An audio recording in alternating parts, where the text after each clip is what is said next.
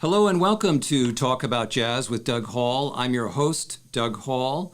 Today our musical guest is Spanish-born, New York-based jazz trumpeter, flugelhornist, composer, bandleader, and producer Milena Casado, also a Berklee College of Music grad. Welcome, Milena. Hi, Doug. Thank you so much for having me. Oh, we're very glad to have you here and very excited to have an opportunity to talk to you about your debut album, Reflection of Another Self, which released May 16th. And we're going to have a chance also in this interview to listen to snippets of two cuts from that release. For the audience, just some album background. Miss Casado's debut recording, and quoting now from her press release, portrays Milena's introspective journey of self-discovery as she explores her Afro-Latina heritage by unpacking personal traumas and finding her voice. Also, a big wow for the audience is there are a number of very recognizable and established cutting-edge musicians on this debut album, and I wanted to cover some of that. So there is a bit of a background here. Milena's debut recording also includes featuring legendary jazz drummer and personal friend, multi-Grammy award-winning drummer, producer, and educator Terry Lynn Carrington, and the multi-instrumentalist Morton Guerin. Additionally, on Reflection of Another Self is also an array of exceptional special guests, including harpist Brandy Younger, flautist Nicole Mitchell, pianist Chris Davis, sound artist and turntablist Val Ginty, and the MC Kokei.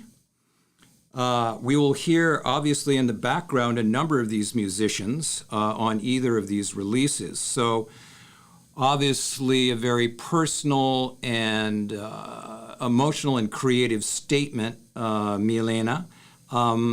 We will transition now to the listening portion of the interview with snippets of two selections from Milena's debut release, Reflections of Another Self, a Reflection of Another Self. So, Milena, would you like to set up the first cut we're going to play, which is OCT, which is Ode to the Crazy Times? Definitely. OCT is a composition that shows that the crazy times we're experiencing the crazy times that, we're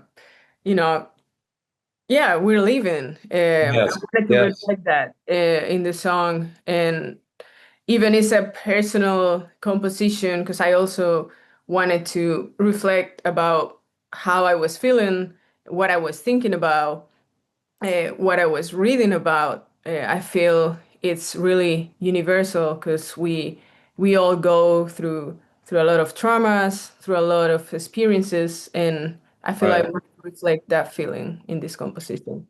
Yeah, and again, I voice my same feelings and sentiment, and I had said to a friend recently that I've never been more politically active in my life, and I guess I reflect on the fact that somebody said, well, you can't choose the times you live in.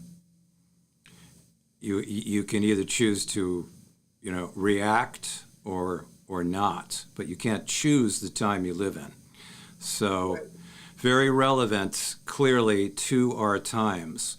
All right, well, let's cue up OCT, Ode to the Crazy Times, and give a listen.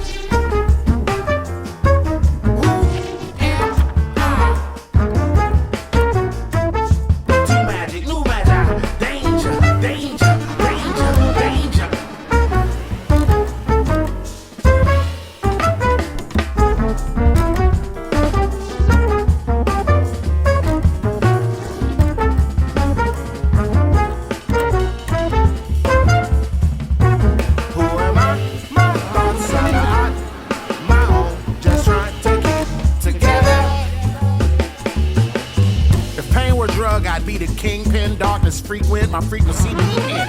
All bottom, all below 40, I'm close to the edge, a whole nervous wreck, so give me some space while I put on this face. Expectation is anxious, anger is danger, I'm walking the plank, walking the line. Who was like, all these like minds? Who do I need, who am I, true to my new? Divine state of mind is frantic, it's panic, I yearn for these sublime.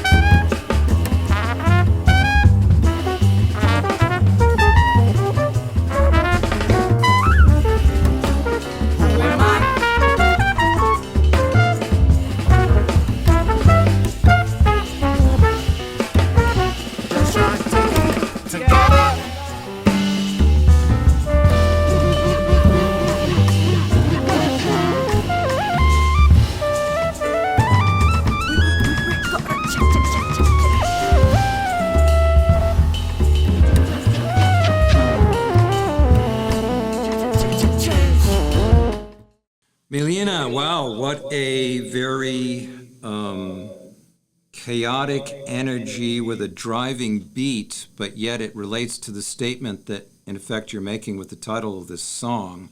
We're not at a place of calm solitude. So a number of artists come forward. Obviously,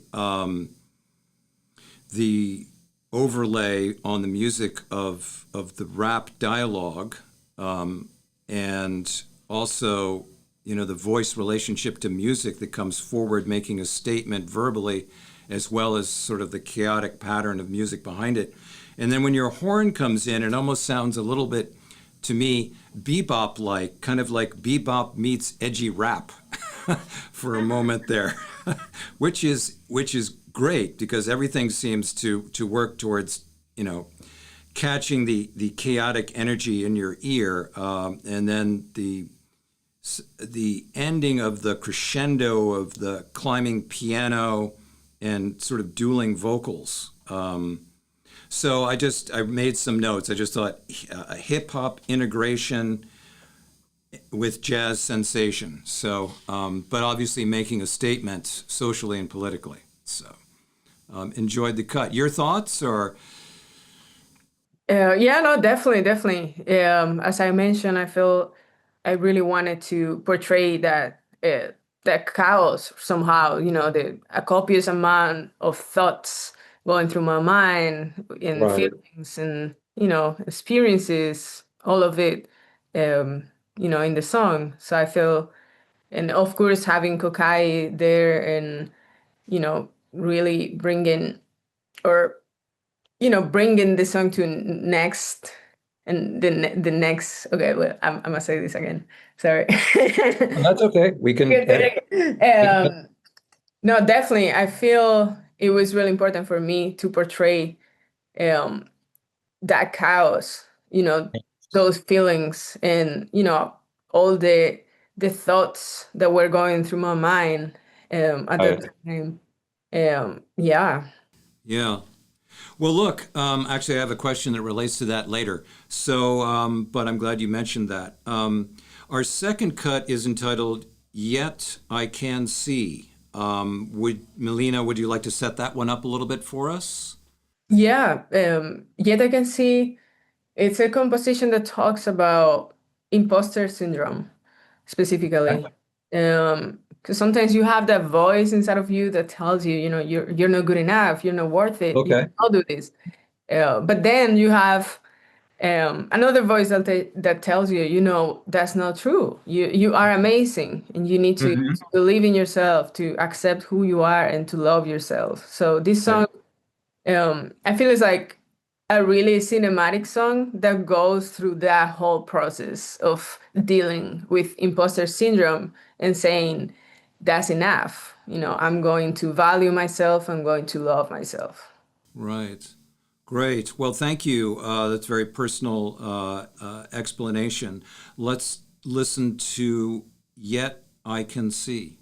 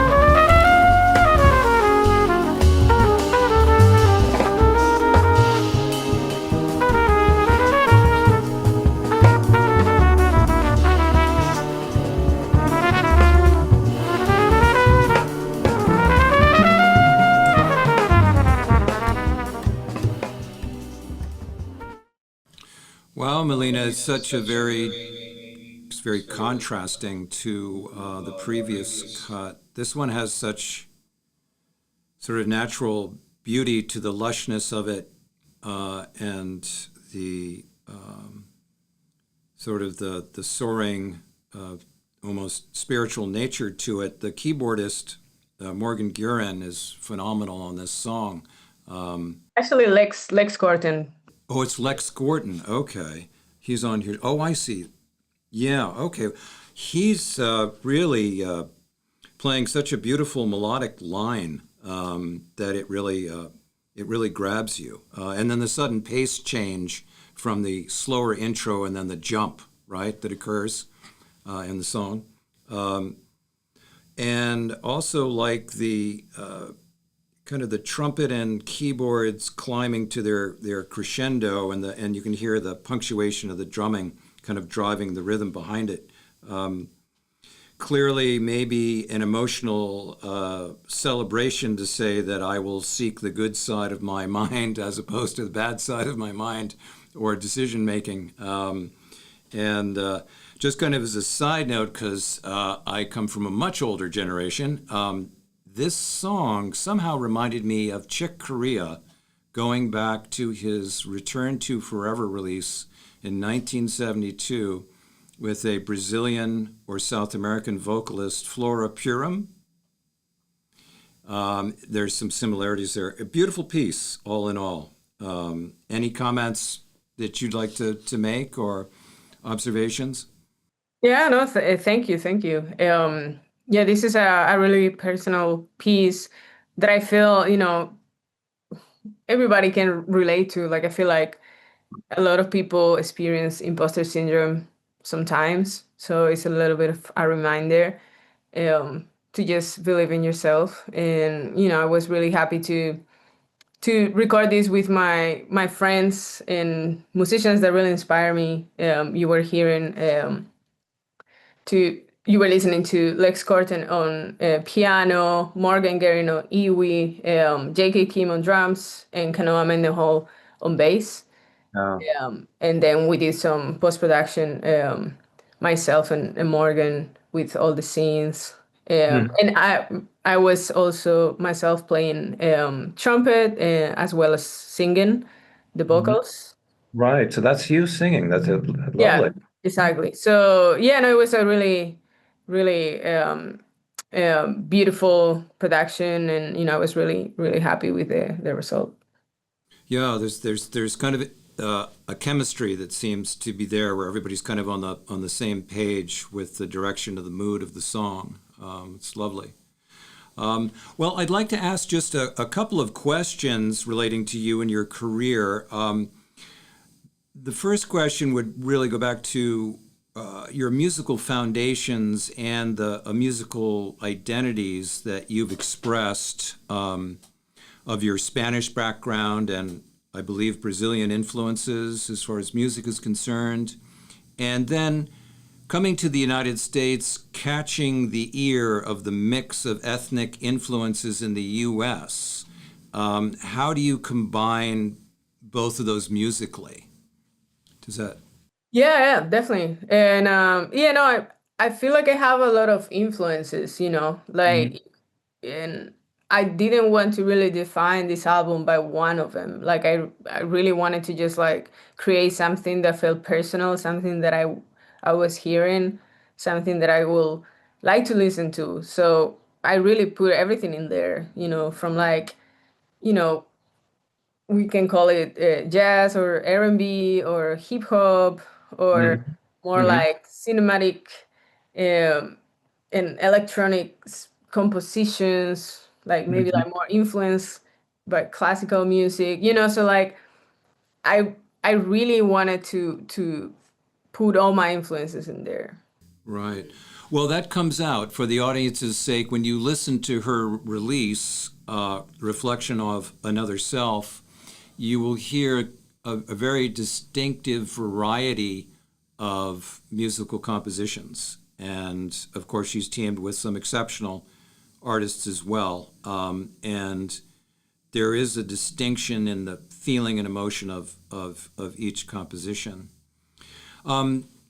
Further on, kind of more, I think, directly or personally, could you share your approach musically to emotional traumas, including obviously experiencing racism and other issues?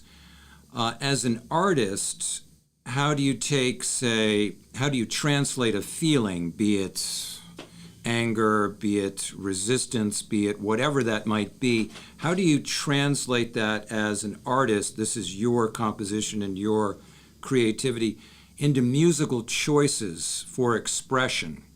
I mean, are there instruments, are there melody choices, arrangement choices that relate to the emotion that you want to express?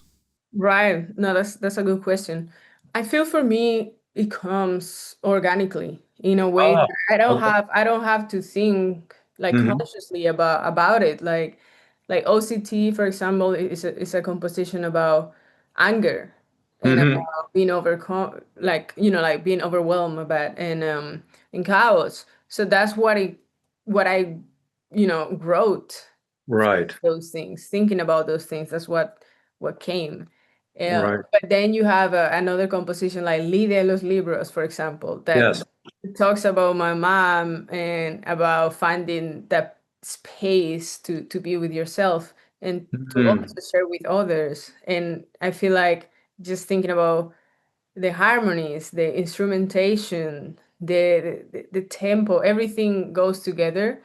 And then Mm-hmm. you have another composition like Courage with Terry, which is an improvisation, and it feels courageous, So Mm-hmm. for me, this album, it was also therapeutic, and also kind Mhm. of like a cinematic Yeah. experience where I was trying to take you through that journey, put all Okay. those feelings in there, and through the different arrangements with electronics, through Yes. different instrumentations. We have some that are more acoustic or other that are more produced, vocal Hmm. groups, a rapper, like all these things I feel like add up to that journey. Yes. Yeah. Thank you. Thank you for sharing all that. It certainly is it certainly exposes itself to the listener. Um, so on to mentorship. Could you share with us some highlights of your personal and musical journey with your friend and mentor and inspiration, Terry Lynn Carrington? Definitely. Yeah, Terry is incredible, and she's been, one of my biggest mentors and now collaborator and friend as well. Um, Actually, it was really, really special to have her being part of the album because the first time I saw Terry was in Marciac Jazz Festival with or maybe before, but I remember that time with Jerry Allen and Esperanza Spalding. Oh, yes. It was a really like important moment in my life and in my career as well, because I remember seeing them and I was like, wow, like this is incredible. I look like them. Hmm. I feel that was the moment that I was like, wow, they are doing it. Like I can do it too, and it was really important because couple years after, I went to Berkeley College of Music, and I got to actually meet Terry, and work with her, learn from her, study with her, and now I'm actually playing with her. She's part of my album, so it really Right. feels like a full circle moment, and all the knowledge experiences that I've been able to share with Terry have been super super important for me. Right. Well, you never know where your journey might take you, right? As those that say, as you say, listening to the good side and the bad side of your emotions, right? The one that's cautionary and the other one that says, no, take a chance, go for it, go down that road, right? So that's amazing. And I have to mention that Terry has certainly come up in a number of my podcasts because I've probably interviewed 6 or 7 different students and graduates from the Berklee College of Music, each with an amazing story, each amazing in their musicianship, but often sharing a loving mentorship with Terry Lynn Carrington and Danilo Perez and others who are part of that amazing organization. Along somewhat the same lines, talking about musicianship with this level of accomplishment, meaning that you're performing on this debut album, Reflection of Another Self, recording with highly accomplished musicians that are really a generation older than you and naturally more experienced.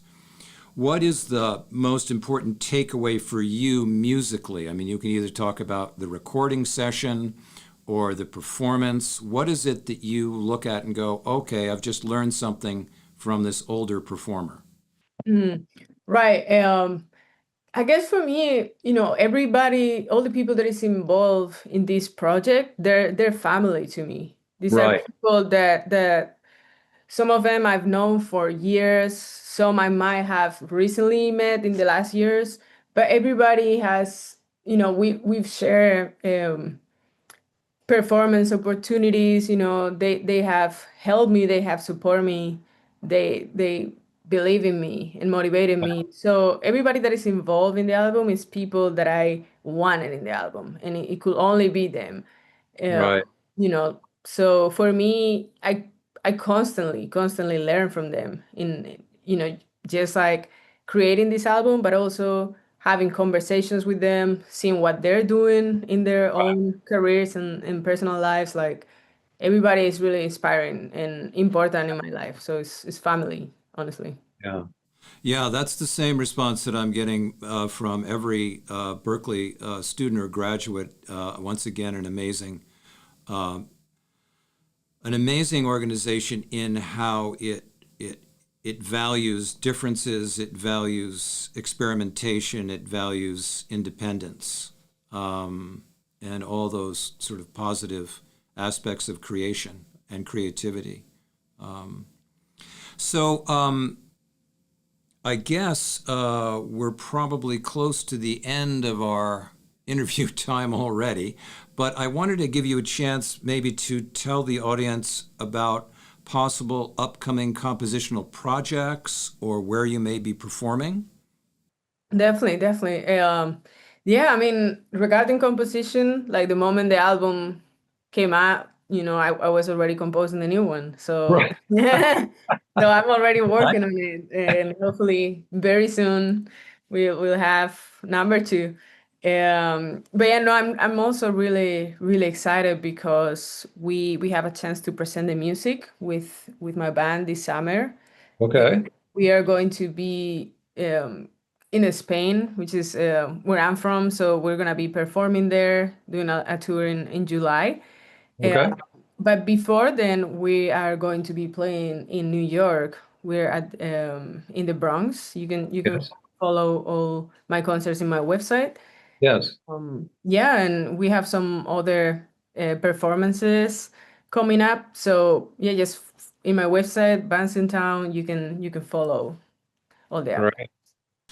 All right. Well, I think we're at the close of our interview. 30 minutes is always too short, but I think we covered some ground, and I highly recommend the Reflection of Another Self, a very creative and original production of compositions. And Milena, I thank you so much for your time today, and obviously positive karma to your future directions musically and otherwise.